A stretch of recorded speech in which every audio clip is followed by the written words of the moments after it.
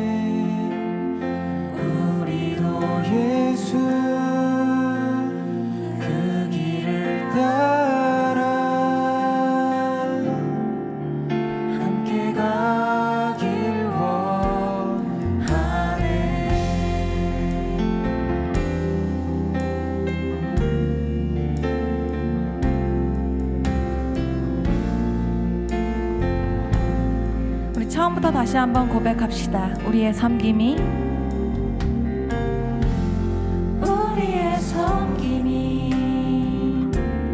더 낮은 곳으로 우리의 고백이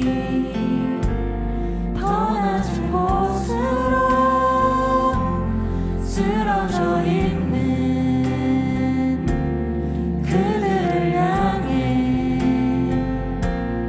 당신이 그랬듯 더 낮은 곳으로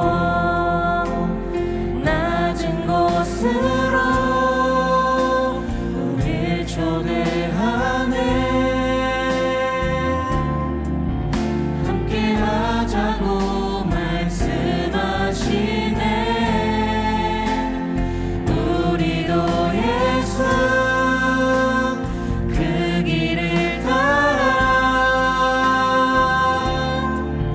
함께 가길 원하네.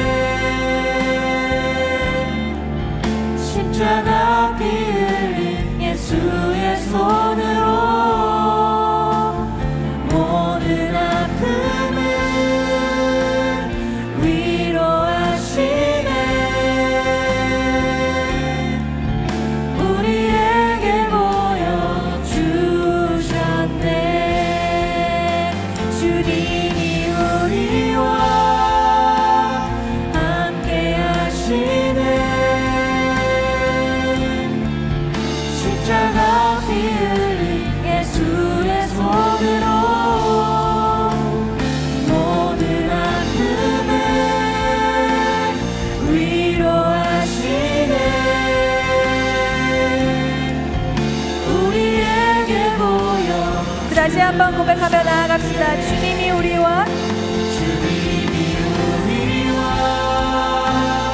함께 하시네. 십자가 피 흘린 예수의 손으로 모든 아픔을 위로하시네.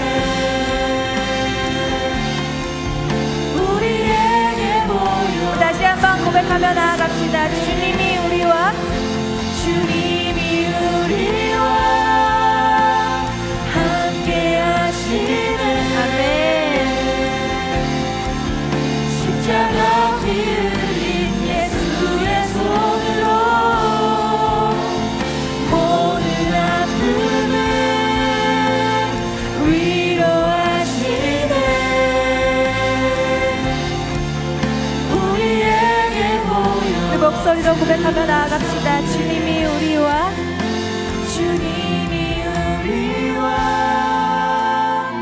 함께 하시네. 십자가 피 흘린 예수의 손으로 모든 아픔을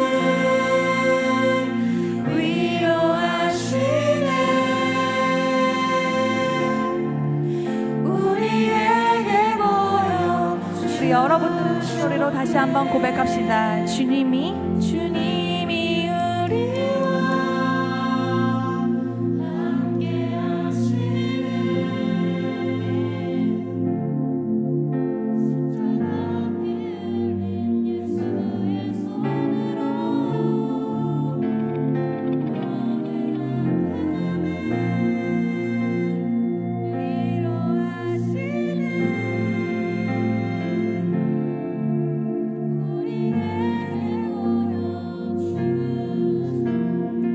아멘. 우리와 함께 하시는 주님께 다시 한번 감사의 박수 올려드리도록 하겠습니다.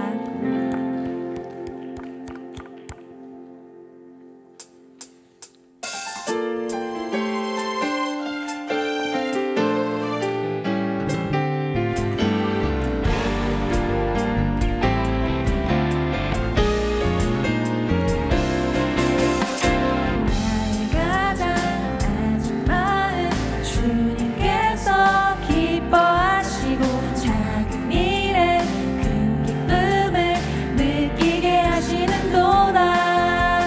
내가 지쳐 무력할 때 주님 내게 힘이 되시고 아름다운 하늘나라 내 맘에 주시는도다. 우리에게 축복하신 하나님 사랑 낮은 자를 높여주시고 아름다운 하늘나라 허락하시고 내 모든 것 예비하시네. 찬양함의 기쁨을 감사함의 평안을 간구함의 하나님 알도록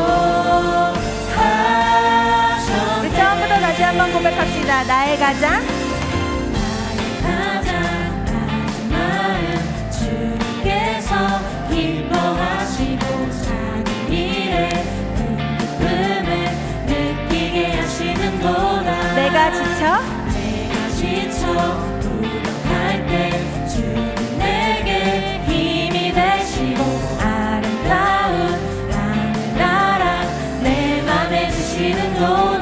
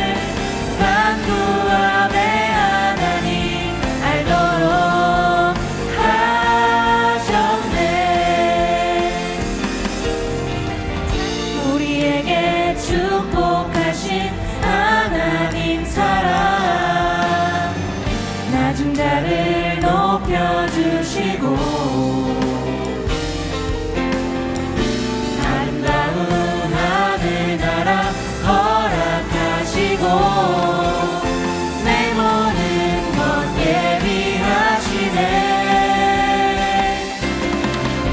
찬양함의 기쁨을 감사함의 평안을 간구함의 하나님 알도록 하셨네.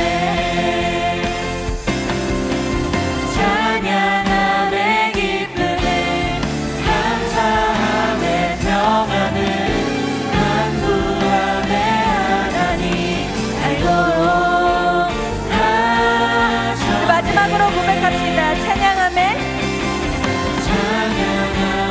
기쁨을 감사함의 평안을 간구함의 하나님 알도록 하셨네.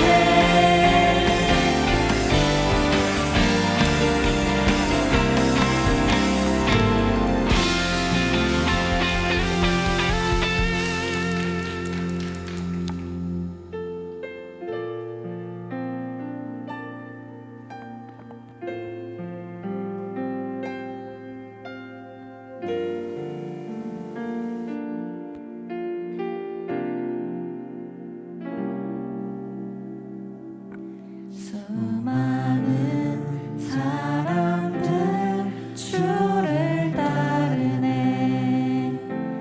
자신의 연약함 가지고 수많은 눈물의 시간 속에서 믿음으로 주를 보내. 수많은 사람들 주를 따르네. 자신의 연약함 가지고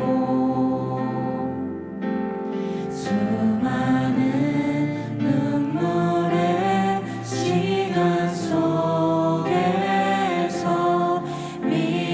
믿음으로 주를 보내. 주의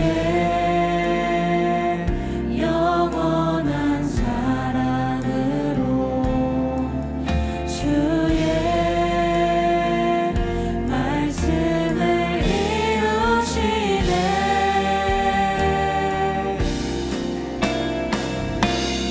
삶의 모든 문제들 나를 힘겹게 해도 포기하지 않는 오늘을 살아내리라.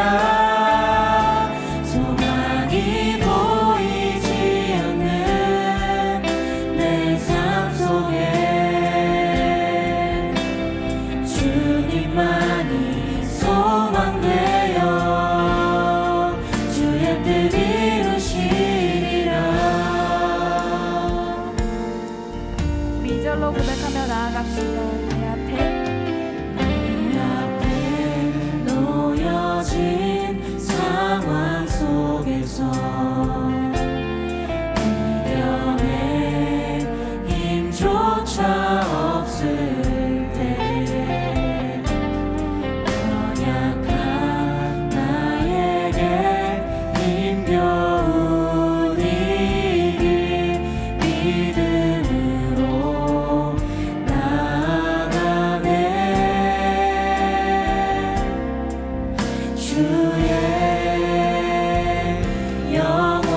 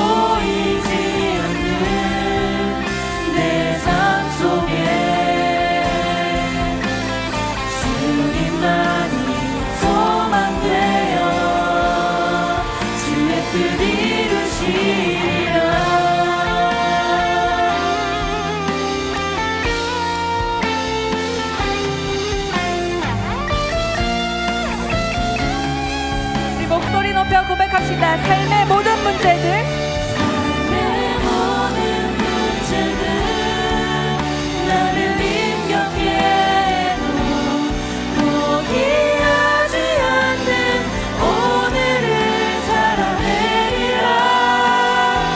소망이 보이지 않는 내 삶 속에 주님만이 소망되어 주의 뜻 이루시리라. 다시 한번 고백합시다. 삶의 모든 문제들 나를 힘겹게 해도 포기하지 않는 오늘을 살아내리라. 소망이 보이지 않는 내 삶 속에 주님만이 소망되어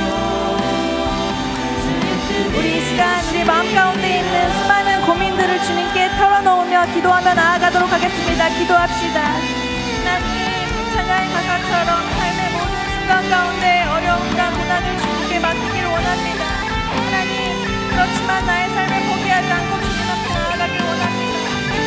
내 인생 가운데 가장 어려운 순간 가운데 먼저 찾는 것이 주님에게 하시옵소서.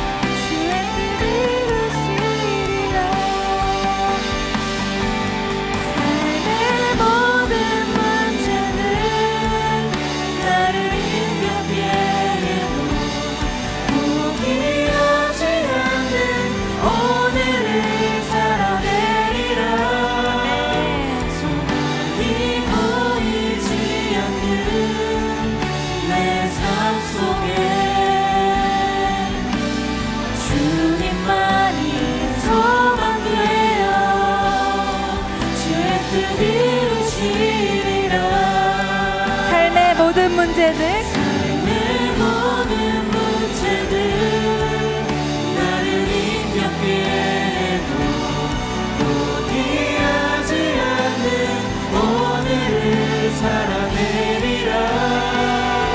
소망이 보이지 않는 내 삶 속에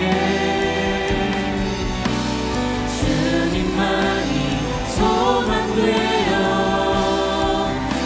다시 한번 고백하며 나아갑시다. 삶의 모든 문제들 삶의 모든 문제들 나를 힘겹게 해도 포기하지 않는 오늘을 살아내리라.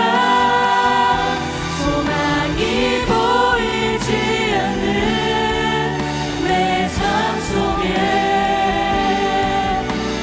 주님만이 소망되어 주의 뜻 우리 목소리로 고백하며 나아가도록 하겠습니다. 삶의 모든 문제들 나를 힘겹게 해도 포기하지 않는 오늘을 살아내리라. 소망이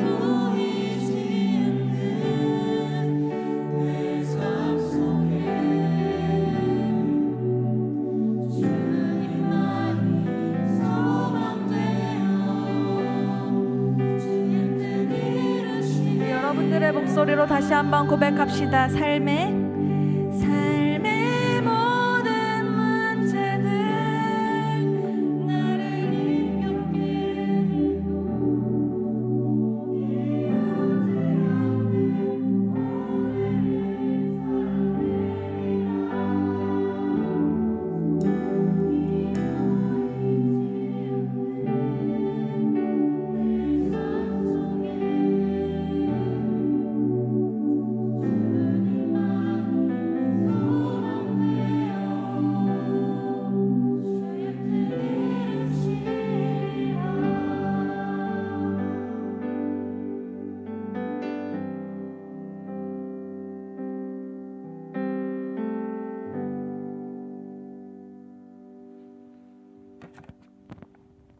기도드리시겠습니다.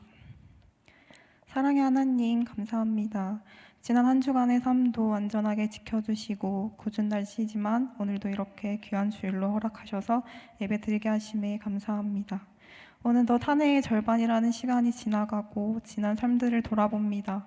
항상 감사하며 살겠다고 고백했지만 정작 세상 속에서의 나의 삶은 그러지 못한 순간들이 많았습니다. 감사함을 저버리고 눈앞의 상황과 나의 감정들로 주님보다 앞섰던 순간들을 회개합니다.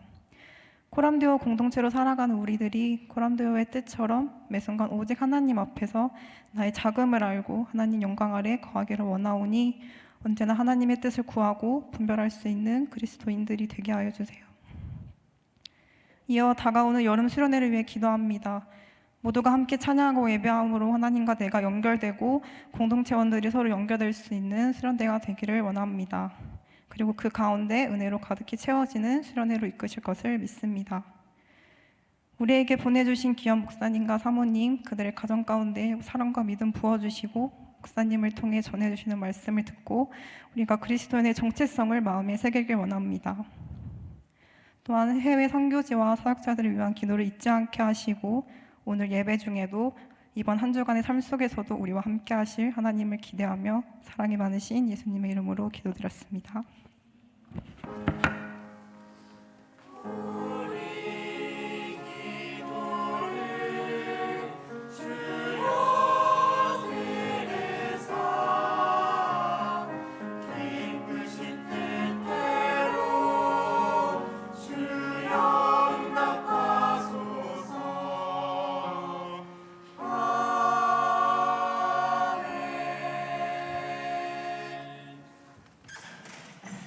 오늘 우리에게 주시는 하나님의 말씀, 신약성경 누가복음 17장 7절부터 19절까지의 말씀입니다.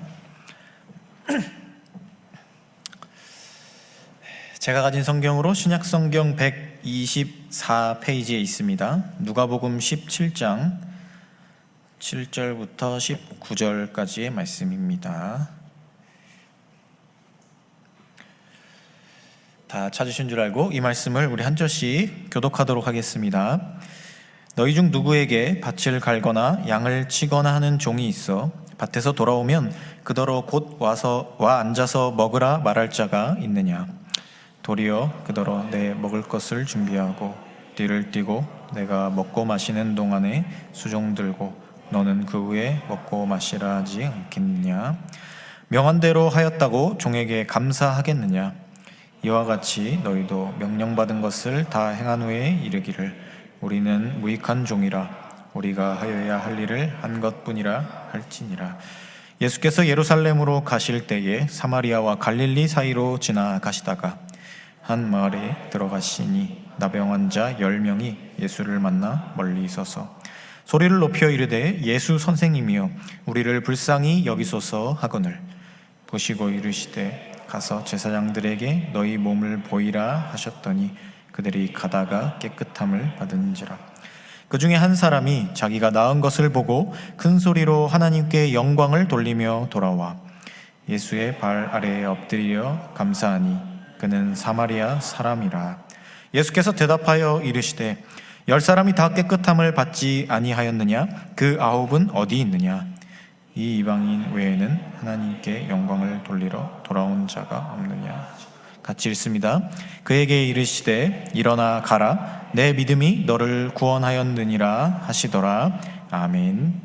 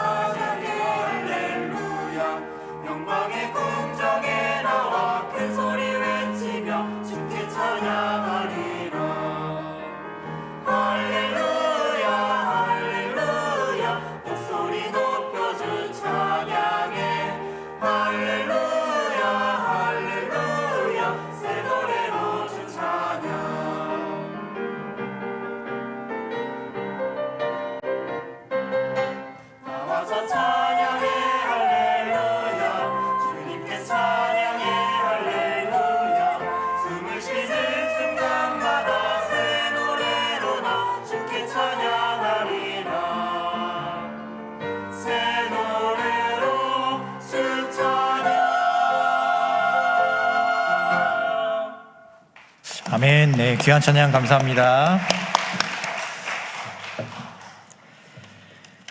네, 교회 소식 전달 드리겠습니다. 네, 코람데오 여름 수련회 신청을 받고 있습니다. 여러분들 QR코드 옆에 있는데요. 거기 들어가셔서 신청서를 작성해 주시기를 부탁드립니다. 여러분들이 빠르게 신청을 해 주실수록 우리 TF팀이 준비하는데 조금은 더 수월할 것 같습니다. 그래서 혹시 일정이 정해지신 분들은 꼭 신청을 해 주시고요. 되도록이면 빠른 시일 내에 해 주시기를 부탁드립니다. 그리고 우리 수련회를 위해서 열심히 여러 가지를 준비하는 가운데 있는데 특별히 오늘 2부와 3부 예배 후에 2층 나무계단에서 버스킹을 진행을 했습니다. 찬양 버스킹을 진행했는데요. 많은 분들 함께 해주셔서 참 보기 좋고 또 은혜로운 시간들이 되었고요. 여러분 다 받으셨겠지만 이 기도 편지 이거 하나씩 다 받으시고요. 뒤에 보면은 이제 여름 수련회를 향한 기도 편지 해가지고 이제 기도 제목들이 있습니다. 여러분 한번 천천히 읽어보시면서 이 기도 제목을 놓고 우리 수련회를 위해서 기도해 주시고 이 기도 제목이 아니어도 나시는 것들이 있으면 기도를 꼭 해주시길 바라고요.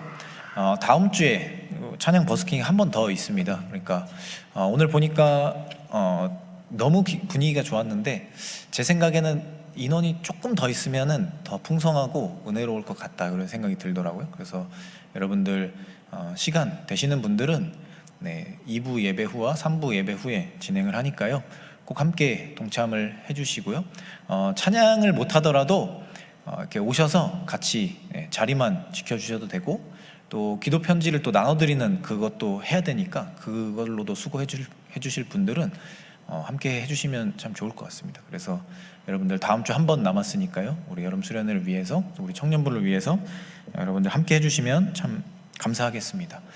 우리 드려진 예물과 예배를 위해서 함께 기도하겠습니다. 사랑의 하나님 감사합니다. 장마철이 시작되고 궂은 날씨 가운데 있지만 우리의 삶의 자리를 지켜주시고 또 이렇게 하나님 앞에 나와 예배할 수 있게 하시니 참으로 감사를 드립니다. 저희들의 삶의 자리에 참 많은 일들이 있고 참 많은 어려움들도 있지만 그러나 그 모든 것들 속에서도 하나님께서 우리와 함께 하셨고 우리를 지켜주시며 인도하셨기에 여기까지 우리가 살아올 수 있었음을 고백합니다. 우리가 늘 그 마음을 잊지 않고 하나님을 향한 감사와 사랑의 마음을 가슴 가득 품으며 살아갈 수 있는 삶이 되게 하여 주시옵소서. 주님, 그런 마음을 담아 저희들 예물을 드리며 하나님의 전에 나왔습니다. 저희들의 마음을 주님께서 누구보다 잘 아시고 또 우리가 드리는 기도의 제목들 주님께서 잘 아시오니 하나님께서 우리의 기도의 제목들과 또 우리의 상한 심령들을 만져주시고 위로하여 주셔서 하나님을 통하여서 회복되는 경험, 하나님과 함께 할 때에 삶이 충만해지는 경험을 해가며 살아가는 우리의 삶이 되게 하여 주시옵소서. 주님, 예배 자리로 나아갑니다.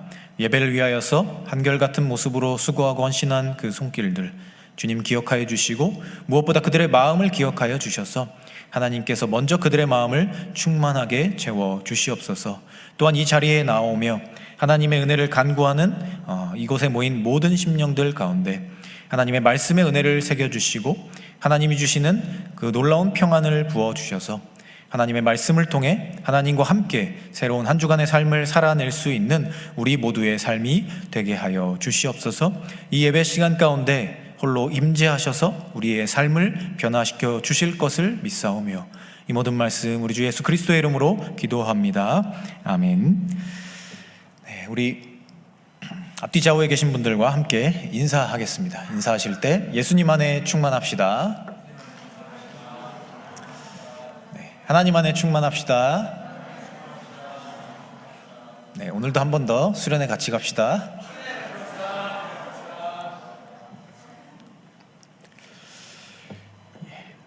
수련회 제가 보니까 한 50명 후반대로 신청을 하신 것 같던데요.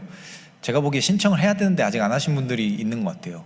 혹시라도 나중에 신청하면 혹시 내가 약간 주인공처럼 이렇게 주목을 받을 수 있지 않을까 그런 생각으로 안 하고 계신 분들은 빨리 하시는 게 좋을 것 같아요. 왜냐면 제가 매일 들어가서 그거 보고 있거든요.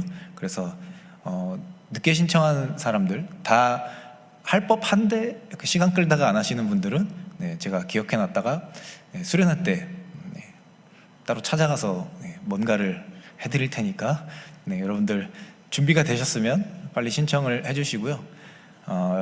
특별히 이제 한 2주 정도 남았는데 수련회가 좀 여러분들의 삶의 자리를 좀 변화시키고 또 지금껏 경험하지 못했던 은혜와 또 함께하는 교제 이런 것들이 충만하게 채워지는 시간들이 될 수 있으면 좋겠다 그런 생각하게 되고요.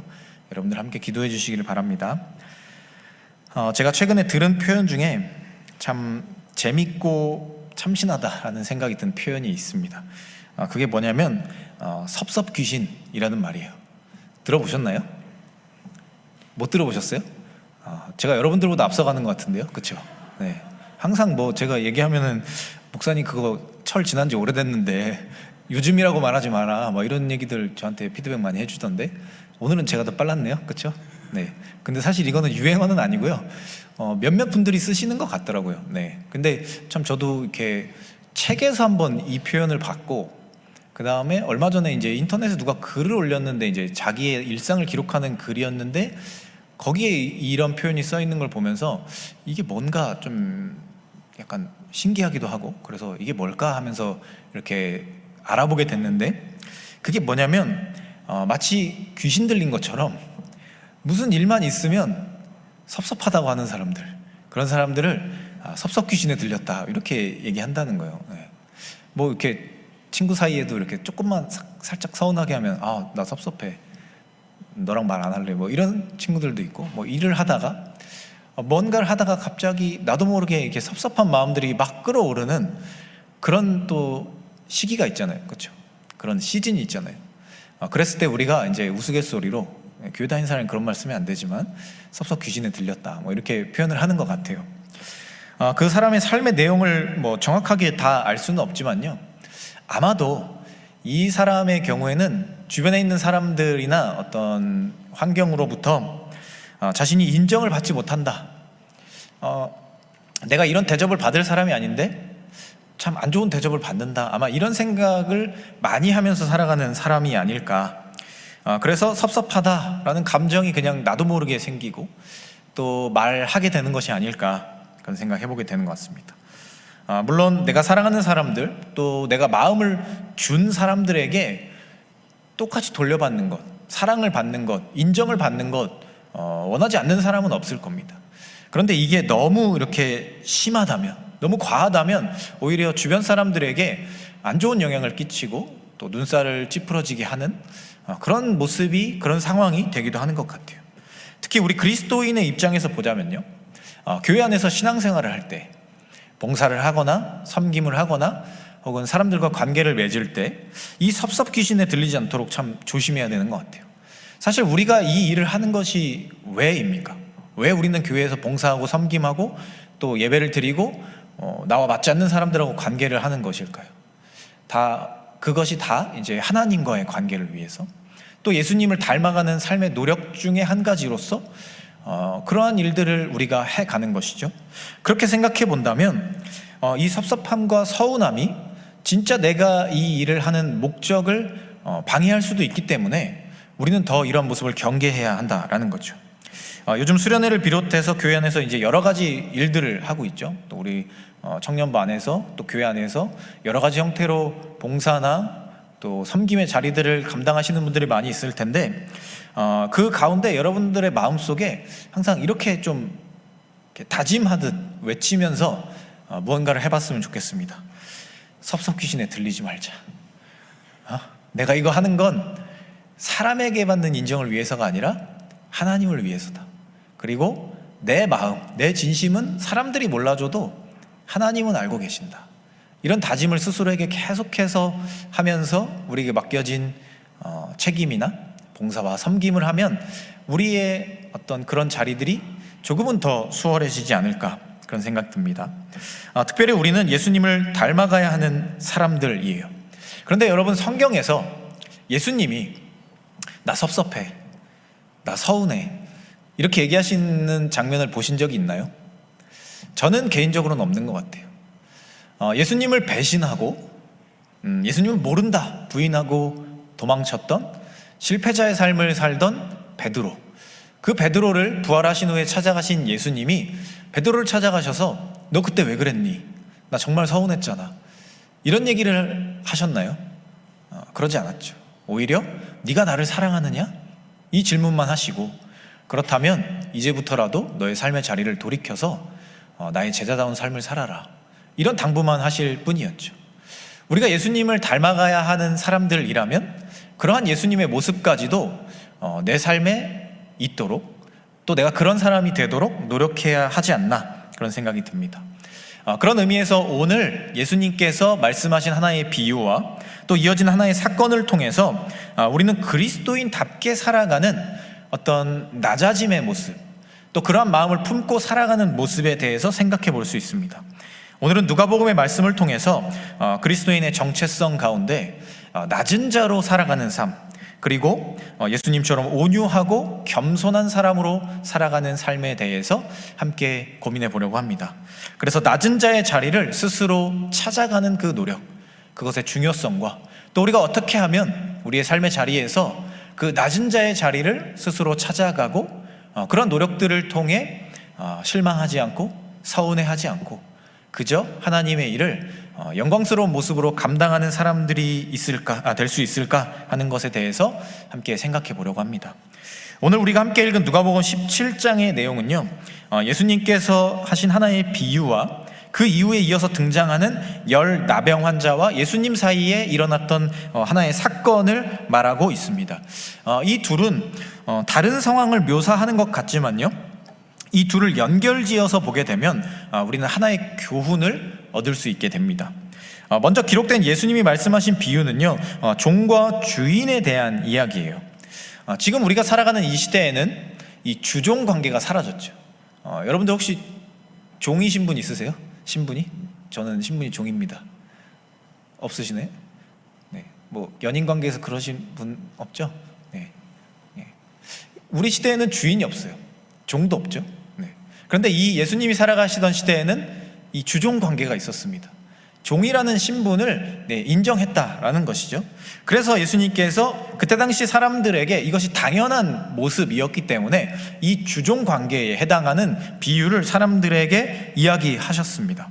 그 내용이 이래요. 밭을 갈거나 양을 치는 그 일을 하기 위해서 자신이 고용한 종이 있다고 생각해 봅시다. 그 종이 집을 도와주는 일을 하고 집으로 돌아왔을 때 수고했기 때문에 종처럼 대하지 않고 이쪽으로 와서 수고했으니까 나랑 같이 밥을 먹자, 나랑 같이 시간을 보내자, 이런 주인이 있겠냐라는 겁니다. 그 사람을 위해서, 그 종을 위해서, 그리고 그 일을 위해서 이 사람을 고용했고 마땅한 보수를 줬는데 과연 그러한 주인이 있겠느냐라는 거예요. 근데 우리는 이 이야기를 들으면요, 예수님이 좀 되게 냉정하신 분처럼 느껴져요.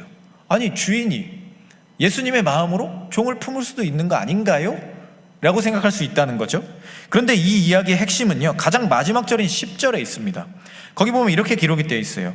이와 같이 너희도 명령받은 것을 다 행한 후에 이르기를 우리는 무익한 종이라, 우리가 하여야 할 일을 한 것뿐이라 할지니라, 이렇게 되어 있어요. 그러니까 예수님께서 이 비유를 이야기하신 이유는 종의 입장에서 어떻게 생각을 해야 되느냐라는 것을 이야기하고자 하셨다라는 거예요. 종의 입장에서 내가 이렇게 수고했는데, 내가 이렇게 고생했는데 왜 주인이 나를 주인처럼 대해주지 않지? 주인의 가족처럼 대해주지 않지? 라는 생각을 하는 게 맞느냐라는 거예요. 그리고 그것이 과연 진정한 종의 모습이겠느냐라는 거예요. 만약 종이 그러한 마음을 품고 주인에게 반항심을 가지고 주인에게 막 대적하고 왜 저를 이렇게 대우하십니까? 라고 했을 때 과연 이때 당시의 사회에서 어느 누가 종의 편을 들어주겠느냐라는 거예요. 자기의 책임, 자기의 자리, 자기의 정체성을 모르고 교만하게 행동하는 그 종에게 누가 좋은 평가를 내리겠냐라는 거예요. 종이 자신의 책임을 회피하게 되고 주인에게 섭섭한 감정을 품게 되고 자신이 마땅히 해야 할 일을 하지 않는 그러한 모습을 보면서 그저 내가 서운하다라는 이유만으로 자기의 책임을 회피한다면 그러한 모습을 누가 옳다라고 인정하겠느냐라는 거예요. 여기까지 들어도 우리의 마음에는 좀 개운함이 가시지 않을 수도 있습니다. 뭔가 개운한 마음이 들지 않을 수도 있어요. 그래서 이어지는 하나의 사건을 우리는 함께 볼 필요가 있습니다. 예수님이 이 말씀을 하신 후에 길을 가시다가 한 마을에 들어가시고 거기에서 10명의 나병 환자를 만나게 돼요. 그리고 예수님께서 그 10사람을 모두 고쳐주시게 돼요. 그런데 그 중에 9사람은 예수님께 돌아와서 감사를 표현하지 않고 단 한 사람만 예수님께 돌아와서 그 발 아래 무릎 꿇고 감사의 찬양을 드렸다. 이런 이야기가 기록이 되어 있습니다. 그러면서 예수님께서 그 한 사람에게 이렇게 물어보시죠. 분명히 10사람이 다 나음을 받지 않았느냐? 그런데 그 나머지 9은 어디로 간 거냐? 이렇게 질문을 하세요. 그러면 이 나머지 9사람은 어디로 갔을까요? 왜 예수님을 그 자신을 고쳐주신 예수님께 와서 감사를 표현하지 않았을까요? 제가 추측해 보기로는, 말씀에는 기록이 되어 있지 않기 때문에 아마 이 당시의 사회 분위기로 미뤄보아 이 10명의 나병 환자는 그때 당시에 이 수많은 사람들에게 멸시와 천대를 받았을 거예요. 몸이 아프다는 이유로 사람들과 같이 살아갈 수도 없었을 거고 정말 인간 이하의 대접을 받는 그런 사람들이었을 거예요. 그래서 아마 이 10명의 나병 환자 모두에게 그런 생각이 있었을 거예요. 내가 병에 낫게 되면 이것은 내가 그동안 했던 고생에 대한 보상이다. 내가 이렇게 멸시를 받고 천대를 받았던 것에 대한 당연한 보상이다 라고 생각했을지 몰라요. 그리고 또 어떤 사람은 아마 이런 생각을 했겠죠. 그 많은 사람들 중에 나를 무시하고 깔봤던 사람들 중에 유독 기억나는 그 한 사람, 그 사람을 찾아갔을지도 몰라요.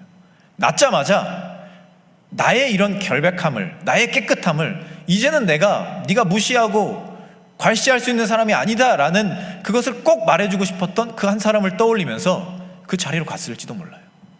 그러니까 이 사람들의 감정이, 마음이 하나님을 향한 생각, 자신을 고쳐주셨던 그 예수님을 향한 감사를 뒤로 밀어버린 거예요. 생각나지 않게 만들었다는 겁니다. 내 생각, 내 감정, 내가 품고 있었던 어떤 그런 안 좋은 마음들, 이런 것들이 예수님, 나를 고쳐주시고 내 삶을 바꿔주실 가장 내가 먼저 우선순위로 감사해야 할, 정말 내 삶을 정말 이 구렁텅이에서 끌어올려 주신, 구원해 주신 그분을 잊게 만드는 일이 되었다라는 거예요. 사실 그 모든 공로와 능력은 예수님께서 주신 것인데 그런 것들을 잊었다라는 거죠. 자신의 마음이나 자신의 감정 때문에 그러한 것들을 다 잊어버리고 이것은 나의 것이다, 이렇게 생각했다라는 거예요. 그런데 예수님은요, 다시 돌아와서 감사를 표현한 그 한 사람에게 무엇이라고 이야기하십니까? 네 믿음이 너를 구원했다, 이렇게 얘기하세요. 이것은 단순한 감정의 문제, 생각의 문제, 이러한 차원이 아니라 구원의 문제까지 연결될 수 있다는 거예요. 우리가 생각할 때 아니 우선순위가 좀 뒤로 밀릴 수도 있지, 예수님 좀 천천히 생각할 수 있는 거 아닌가? 라는 생각이 들 수 있지만 예수님께서는 그 한 사람을 향해서 네 믿음이 너를 구원했다, 이렇게 이야기해 주셨다는 거예요. 그 너의 감사가 나를 잊지 않는, 하나님을 기억하는 삶의 우선순위를 바꾸지 않는 그 감사가 너의 삶을 구원의 자리로 이끌었다, 이렇게 예수님께서 이야기하셨다라는 거예요. 이 말씀 이후에 누가는 또 하나의 사건을 기록합니다. 바로 이어지는 그 뒤에 하나의 사건을 배치하게 되는데요, 그게 뭐냐면요, 하나님 나라, 천국과 관련된 이야기였어요. 예수님을 찾아온 바리새인들이요, 하나님의 나라가 어느 때에 임합니까? 라고 물어봐요. 그때 예수님께서 20절과 21절 말씀을 통해 이렇게 대답하십니다. 우리 이 말씀을 같이 한 번만 읽어보도록 하겠습니다. 바리새인들이 하나님의 나라가 어느 때에 임하나이까 묻거늘 예수께서 대답하여 이르시되 저기 있다고도 못하리니 하나님의 나라는 너희 안에 있느니라. 아멘. 이렇게 이야기하세요. 결국 각자의 마음속에서 어떻게 받아들이고 어떻게 생각하고 어떻게 판단하고 어떻게 행동하느냐가 결국 하나님 나라를 펼칠 수도 있는 것이고 사라지게 할 수도 있는 것이고 구원의 길로 나를 인도할 수도 있는 것이고 거기서 멈춰서게 할 수도 있다, 이런 이야기를 하시는 거예요.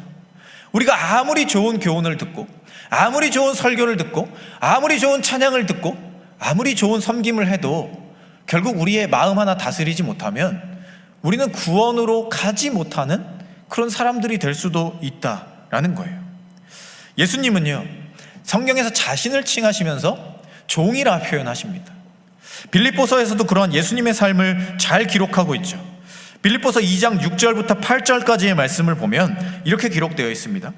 그는 근본 하나님의 본체시나 하나님과 동등됨을 취할 것으로 여기지 아니하시고 오히려 자기를 비워 종의 형체를 가지사 사람들과 같이 되셨고 사람의 모양으로 나타나사 자기를 낮추시고 죽기까지 복종하셨으니 곧 십자가의 죽으심이라. 아멘. 예수님의 삶의 자리를 이렇게 표현한 거예요. 자기의 삶의 자리, 예수님의 원래 삶의 자리가 어디입니까? 가장 높은 신의 자리였어요.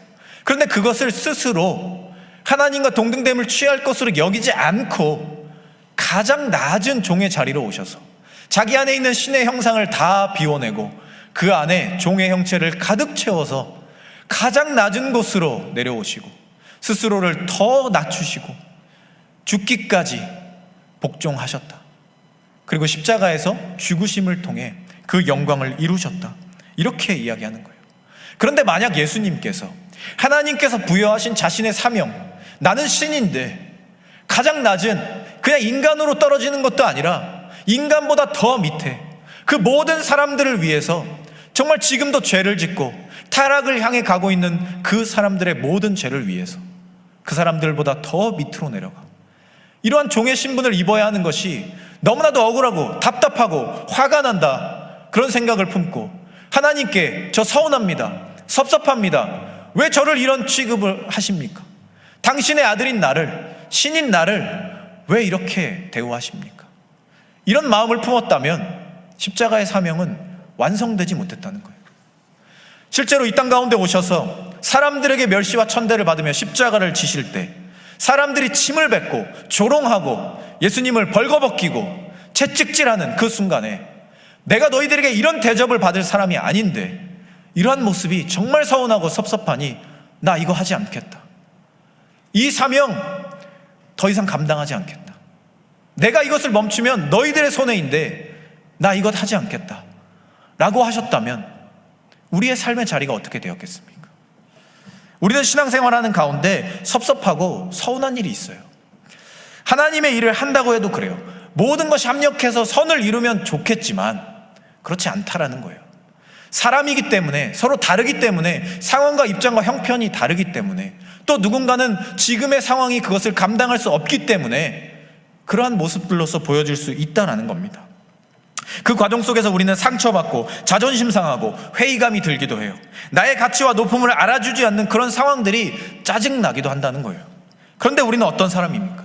우리가 어떤 사람들이냐는 거예요. 우리는 또 누구를 따라가고 닮아가기를 원하는 사람들입니까? 사실 우리는 예수님의 그 십자가에 공로가 없었으면 우리의 삶이 없는 사람들입니다. 죄로, 사망으로, 죽음으로 연결되어서 그저 소망 없이 살아가야 했던 사람들이라는 거예요. 그런데 예수님께서 우리를 구원해 주셨기 때문에 자신의 신분을 다 버리고 그 서운함과 섭섭함과 마음의 상처들을 다 끌어안고 십자가의 그 공로를 우리에게 보여주셨기 때문에 지금 우리가 기쁘게 찬양하고 우리가 지금 이렇게 섬기고 정말 우리가 이렇게 열심히 살아내고 정말 하나님의 사랑을 고백할 수 있는 이 자리에 있을 수 있다는 거예요. 그러니 사실 우리가 하는 이 모든 일들은 이미 하나님께서 우리에게 주신 선물이라는 거예요.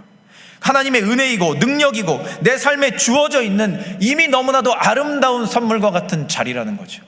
그런데 우리가 나의 인간적인 감정을 이겨내지 못하고 그것에서 하나님의 존재를 부정하고 사람들에게 나의 생각, 나의 입장, 내 형편만 주장하면서 나에게 찾아온 구원을 저 멀리 밀어버린다면 그것이 얼마나 어리석은 일이겠습니까? 고린도전서 3장에는 바울이 고린도 교인들을 향해 전했던 이야기가 담겨 있습니다. 그때 당시 고린도 교인들은 참 문제가 많은 사람들이었어요. 그런데 이 사람들이요, 여러 가지 문제로 참 바울의 속을 많이 썩였는데 그들 안에서 이런 이야기들이 있었어요. 사도들의 위치를 결정하는 거예요. 그러니까 누가 더 높은 사도냐 이런 이야기를 하는 거예요. 그러니까 너 누구한테 세례 받았어? 나 바울. 너 누구한테 세례 받았어? 나 저기 베드로. 이렇게 하면서 이 사람은 바울파, 이 사람은 베드로파, 이 사람은 아볼로파, 이렇게 사람들이 편을 가르고 싸우기 시작하는 거예요. 이게 그냥 자기들끼리 그냥 우스갯소리로 하는 게 아니라요, 이렇게 편을 가르고요, 누가 더 훌륭한 사도인지를 자기들끼리 싸우는 거예요. 내가 세례를 받은, 나에게 세례를 준 아볼로가 제일 훌륭한 사람이지. 그러면서 바울에 대한 단점을 지적하는 거예요. 바울 봐봐, 우리한테 잘 오지도 않잖아. 바울 봐봐, 말이 어눌하잖아.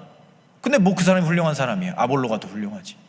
이렇게 하면서 자기들끼리 싸우기 시작하는 거예요. 그런데 이 싸움이 그냥 단순하게 자기들끼리 그냥 교회 안에서만 이렇게 하는 게 아니라 저 멀리 다른 지역에 있는 바울에게까지 들려진 거예요.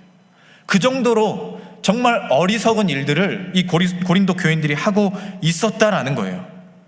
그 바울에게 바울파라 칭하는 사람들이 이야기하는 좋은 얘기도 들렸겠죠. 그러나 반대로 바울을 비방하고 바울을 비난하고 바울을 깎아내리려고 하는 이야기들도 분명히 들려왔을 겁니다. 바울은 이런 상황 가운데서 고린도 교인들을 향해 이런 이야기를 해요. 고린도 3장 6절에서 7절 말씀입니다. 나는 심었고 아볼로는 물을 주었으되 오직 하나님께서 자라나게 하셨나니 그런즉 심는 이나 물 주는 이는 아무것도 아니로되 오직 자라게 하시는 이는 하나님뿐이니라. 이런 이야기를 해요. 너희들의 그런 이야기가 의미 없다는 거예요. 지금 내가 높고 낮고 그런 이야기 하나도 의미 없다는 거예요. 그리고 난 그런 거 신경 쓰지 않는다.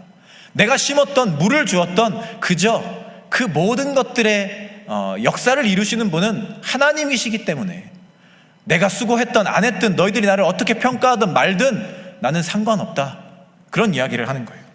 이 이야기가 그를 깎아내리고자 했던, 그를 낮추고자 했던 그런 이야기가 바울에게는 타격감이 전혀 하나도 없었다는 거예요. 왜냐하면 이미 그는 예수 그리스도를 따라가기로 결심한 순간부터 낮아지는 삶, 스스로를 낮추는 삶, 그 삶에서 기쁨과 만족을 누리는 방법, 이런 것들을 이미 다 찾아낸 사람이었기 때문이에요. 그리고 이어서 그들에게 또 하나의 권면을 합니다. 8절 말씀, 심는 이와 물 주는 이는 한 가지이나 각각 자기가 일한 대로 자기의 상을 받으리라. 이렇게 이야기해요. 고린도 교인들에게도 심는 이든 물 주는 이든 어떤 일이든 상관없으니 하나님의 일을 하는 그 사람들은 그 중요함과 무거움과 가벼움과 이런 거 상관없이 하나님이 주시는 각자의 상을 받을 것이기 때문에 너희들이 하고 있는 그 일을 멈추고 그저 하나님의 일을 위해 힘쓰는 사람들이 되어라. 그 모양이 어떠하든 너희들이 세상에서 어떤 평가를 받던 그런 것에 신경 쓰지 말고 하나님께서 너희에게 주실 그 상만을 바라보고 스스로를 낮추는 그 자리에 이르고 하나님을 기쁘시게 하는 삶의 자리로 나아가라. 이런 권면을 하고 있는 거예요.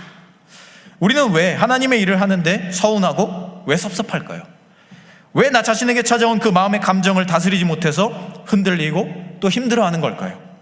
어쩌면 우리 안에 내가 무언가를 받아야 한다, 내가 받아야 하는 보상이 있다, 혹은 내가 더 높아져야만 한다, 더 많은 인정을 받아야 한다, 이런 생각이 아직 그 욕심이 우리에게 남아있기 때문은 아닐까요?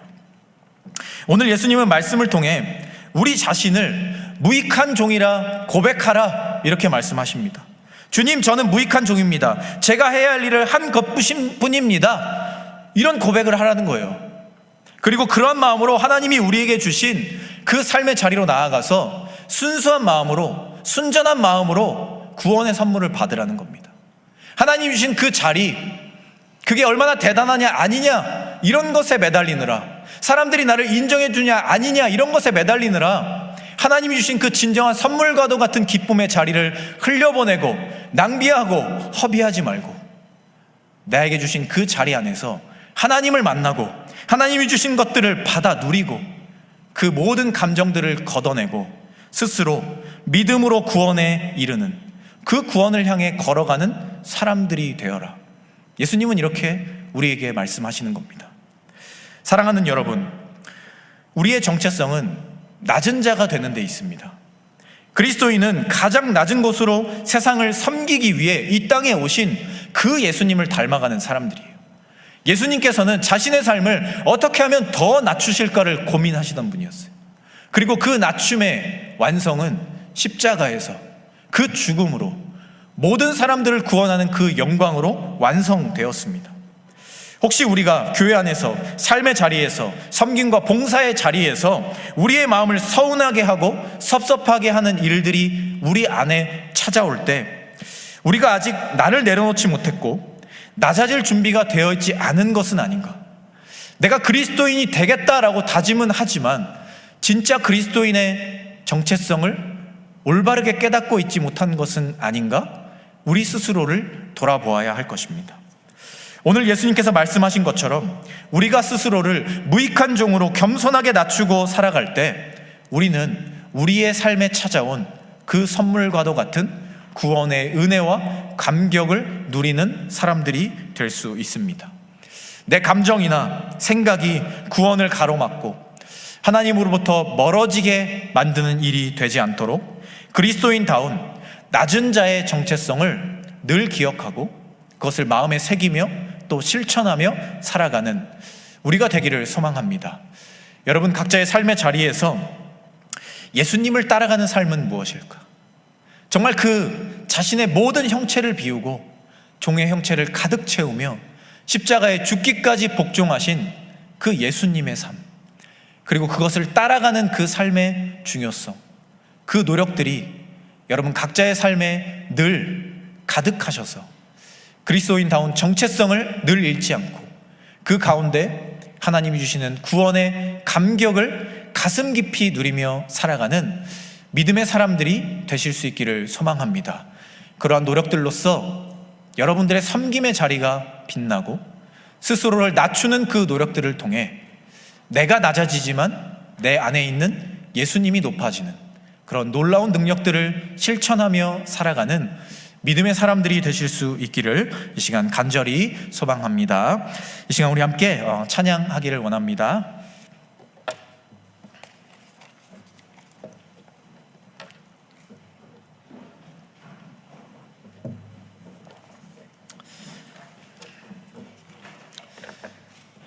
이 시간 우리 함께 낮은 곳으로 라는 찬양할 텐데요. 예수님께서 우리를 부르신 자리는 높은 자리가 아닙니다. 스스로를 높이고 자랑하는 자리가 아니라 예수님이 계신 그 낮은 곳으로 따라가는 그 자리, 그리고 그 삶의 모습입니다. 우리가 올라가고자 하는 그 높은 자리에는 예수님이 계시지 않습니다. 오히려 가장 낮은 곳에 예수님은 우리보다 먼저 가셔서 우리를 기다리고 계십니다. 우리들 각자의 삶의 자리에서 조금은 더 낮은 곳으로 낮은 자의 정체성을 지키는 노력들을 통하여서 하나님을 기쁘시게 하고 무엇보다 우리 안에 예수님의 형상을 서로에게 증거하며 또 그 기쁨으로, 그 감사로, 그 은혜로 살아가는 믿음의 사람들이 되기를 결단하면서 우리 함께 찬양하도록 하겠습니다.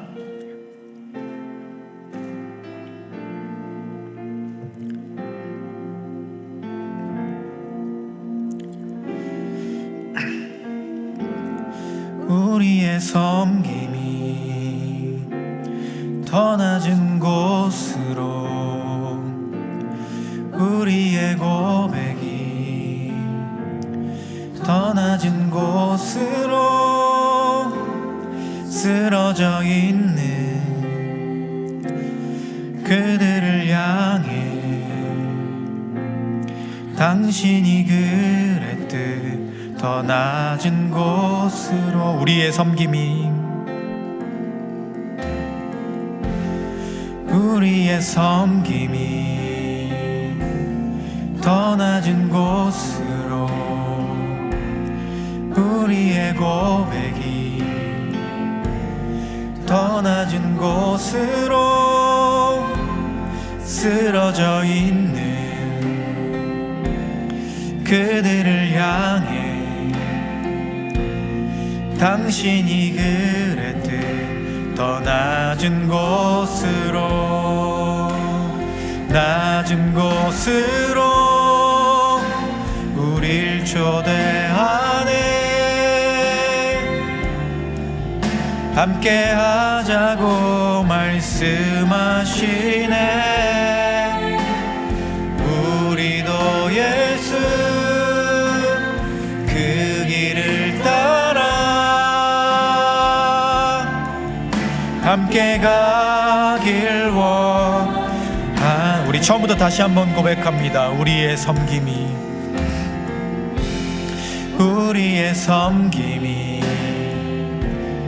더 낮은 곳으로, 우리의 고백이 더 낮은 곳으로 쓰러져 있는 그들을 향해 당신이 그랬듯 더 낮은 곳으로, 낮은 곳으로, 낮은 곳으로 우릴 초대하네. 함께 하자고 말씀하시네. 우리도 예수 그 길을 따라 함께 가길 원하네. 주님이 우리와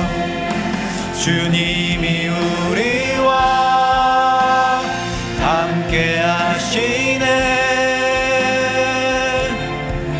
십자가 피 흘린 예수의 손으로 우리도 위로하시네. 우리에게 보여 주셨네. 주님이 우리와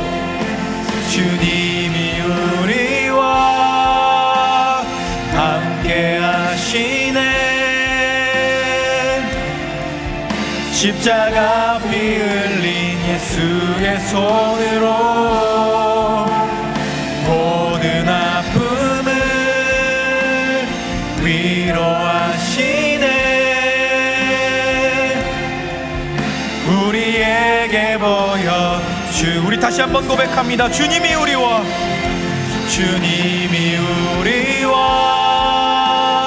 함께 하시네. 십자가 피 흘린 예수의 손으로 모든 아픔을 위로하시네. 우리에게 보여 주셨네. 이 시간 우리 함께 기도하기로 합니다. 하나님, 우리가 우리의 정체성을 낮은 자의 자리에서 찾기를 원합니다.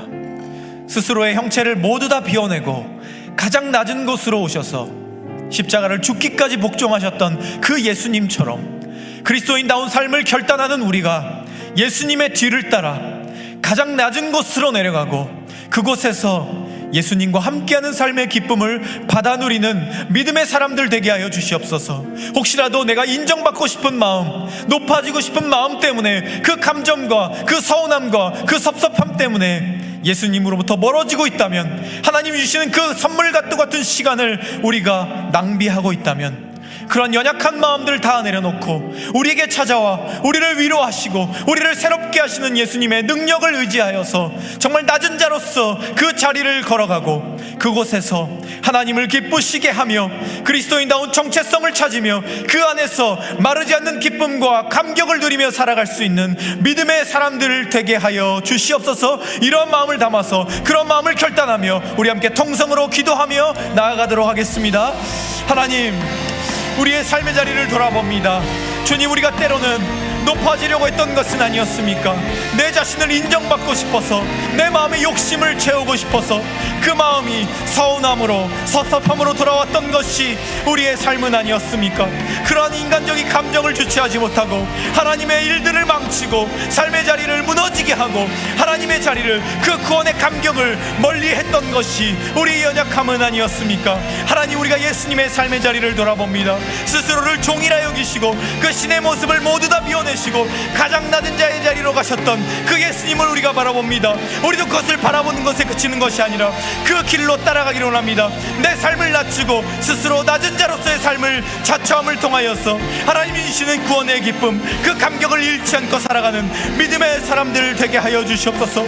그 믿음의 자리가, 하나님과 함께하는 자리가 가장 큰 기쁨의 자리이고, 그것이 우리에게 찾아온 구원의 감격을 무엇보다 기쁨으로 순전한 마음으로 누릴 수 있는 자리임을 우리가 기억하고, 정말 우리의 삶의 자리 가운데 가장 낮은 자의 자리를 찾아갈 수 있는 주님의 자녀들 되게 하여 주시옵소서. 그래서 그곳으로 스스로 내려감을 통하여서 그곳에 우리보다 먼저 가서 기다리고 계시는 예수님을 만나고 예수님과 함께함을 통하여서 우리의 삶의 자리에 하나님이 주시는 구원의 기쁨을 늘 날마다 채워가는 믿음의 사람들 될 수 있도록 주여 우리를 도와주시고 우리의 삶의 자리를 인도하여 주시옵소서.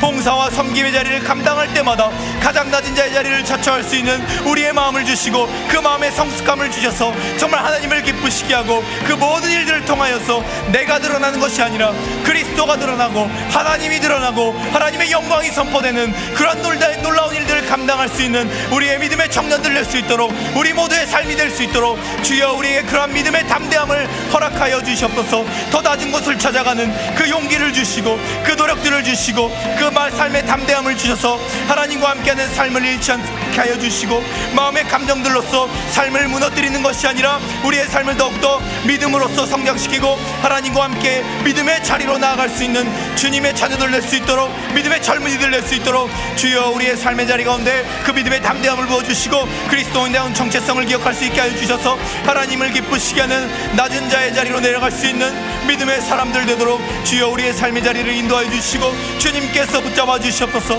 우리의 마음을 위로하여 주시고 우리의 마음을 붙잡아 주시옵소서. 혹시라도 상한 마음들이 찾아올 때마다 예수님 그 피 묻은 손으로 우리를 안수하여 주시고 어루만져 주셔서 다시금 하나님이 기뻐하시는 삶의 자리를 결단하며 나아갈 수 있는 주님의 자녀 될 수 있도록 주여 우리와 함께 해주시고 우리의 믿음을 붙잡아 주시옵소서.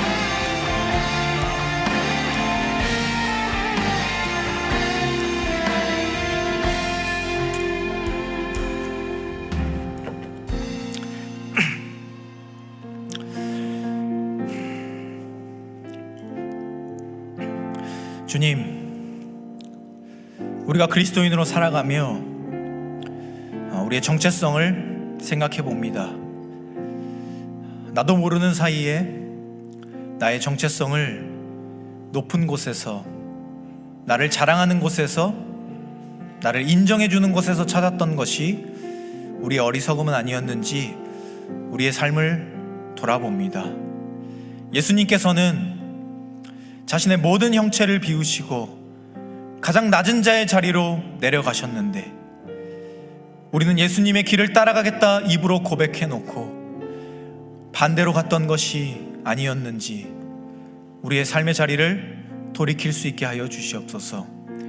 우리보다 먼저 가장 낮은 곳에 가셔서 그 길을 닦고 계시며 우리를 기다리고 계시는 예수님을 바라보고 가장 낮은 자의 정체성으로서 우리에게 주어진 삶의 자리를 붙잡으며 살아가는 믿음의 사람들 되게 하여 주시옵소서. 그러한 시간들 속에 마음이 상할 수 있고 서운함과 섭섭함이 찾아올 수 있지만, 그러나 그 피 묻은 손으로 우리를 만지고 위로해 주시는 예수님만 바라보고 하나님의 은혜의 선물만을 기대하며 우리에게 주어진 섬김의 자리를 정말 기쁨으로 감당해가는 믿음의 사람들 되게 하여 주시옵소서. 그래서 그 가장 낮은 곳에서 예수님을 만나고 세상이 줄 수 없는 예수님의 평안을 받아 누리고 그 시간들 속에서 성장하고 발전하는 진정한 그리스도인의 삶을 살아내는 우리 모두가 되게 하여 주시옵소서. 가장 낮은 곳에서 그 피 묻은 손으로 두 팔 벌려 우리를 기다리고 계시며 그 삶의 자리에서 우리를 위로하시고 인도하여 주실 예수 그리스도의 이름으로 간절히 기도하오며, 주 예수 그리스도의 은혜와 하나님의 끝이 없으신 사랑하심과 성령의 교제하심이 우리의 정체성을 낮은 곳에서 찾기를 소망하며 우리에게 맡겨진 섬김과 봉사의 자리를 기쁨으로 감사함으로 예수님처럼 섬기기를 소망하고 또 결단하는 이 자리에 모인 사랑하는 모든 코람데오 공동체원들 위에, 그리고 지금은 우리와 함께 하지 못하지만 마음으로 늘 우리와 함께하는 우리의 모든 공동체원들 위에, 그들의 가정과 학업과 직장과 삶의 모든 자리 위에 이제부터 영원까지 함께 하시기를 간절히 축원하옵나이다. 아멘.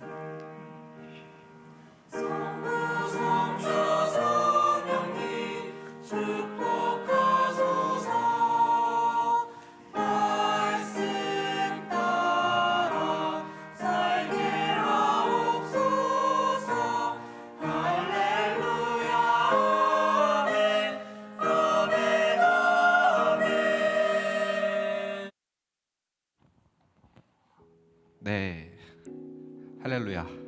오늘도 경기중앙교회 코람데오 청년부 예배 오신 여러분들을 진심으로 환영하고 축복합니다. 혹시 오늘 새롭게 오신 등록이 필요하신 새신자 등록이 필요하신 분이 계신다면 예배가 끝나고 뒤로 와주시면 새가족 팀장 안내를 받으셔서 새가족 등록을 해주시면 감사하도록 하겠습니다. 청년부 소식 첫 번째는요, 6월, 7월 예배 캠페인이 여전히 진행되고 있습니다. 매주 토요일, 금요일쯤에 이제 코람데오 인스타그램을 통하여서 여러분들께 주일 예배의 어떤 진행들을 공유하고 있어요. 예배 설교 말씀과 그다음에 송리스트를 공유하고 있으니까 여러분들께서 많이 팔로우 해주시고 거기에 있는 것들 미리 묵상해 주셔서 같이 예배를 조금 더 풍성하게 채워 나갔으면 좋겠습니다.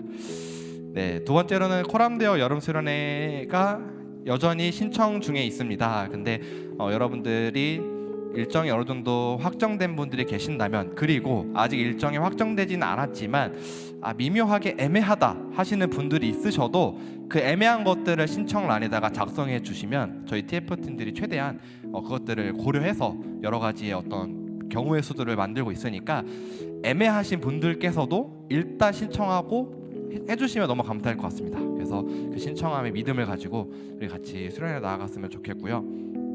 그리고 설교 제목 글쓰기 신청 여전히 진행되고 있습니다. 그래서 여러분들께서 지금 매주 주일마다 나오는 그 설교 제목을 적는 그 섬김을 원하시는 분들께서는 예배 QR 코드가 있죠. 그 QR 코드를 통해서 신청해 주시면 감사하도록 하겠습니다.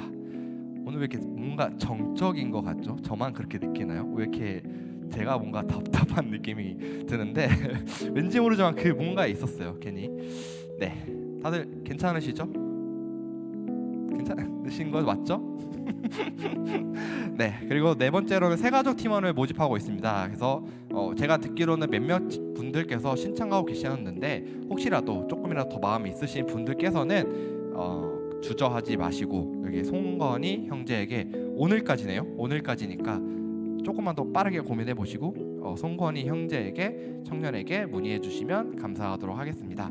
네, 그리고 저희 다음 주에 아까 목사님 말씀하셨던 7월 7일 날 그 섬김 찬양 버스킹도 진행하고 있으니까 여러분들께서 시간이 되신 분들 혹은 시간이 되지 않아도 오늘 느꼈었던 것은 여러분들이 있는 그 자리에서 찬양을 불러주시는 것도 되게 감사하더라고요. 그래서 여러분들께서 마음이 굳이 막 이렇게 더 안 가시더라도 지나가시면서 저희들의 어떤 찬양 버스킹 하는 것들을 여러분들의 자리에서 충분하게 충만하게 꾸며주셨으면 좋겠습니다.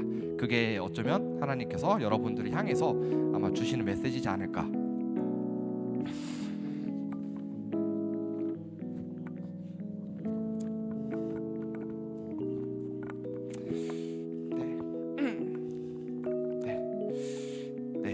울 것 같았어요? 혹시? 네, 아마 다들 파악하셨을 것 같은데, 네, 왜냐면 제가 사실 죄송하지만 여러분들 좀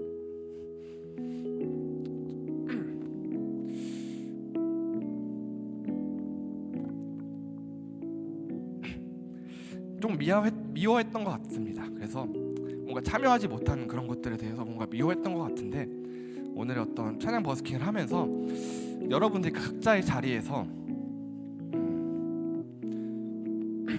꾸며주시는 그 모습들이 되게 감사하다라는 마음이 들었어서, 그래서 오늘 예배 드린 내내 눈물로 예배를 드렸습니다. 그래서 제가 여러분들께 드리고 싶었던 말은 여러분들의 각자 자리에서 우리와 함께하고 있는 그 마음이 전혀 별거 아닌 게 아니기 때문에 혹시라도 참여하지 않는다고 해서 여러분들이 지금 청년부의 일원이 아니라는 게 아니라는 거. 그래서 여러분의 각자의 자리에서 충만하게 청년부를 생각해 주시고 그렇게 함께 해주시면 감사하는 마음을 가지고 마무리하면서 축복하며 나아가도록 하겠습니다. 할 말이 없네요. 둘, 하나, 둘, 셋.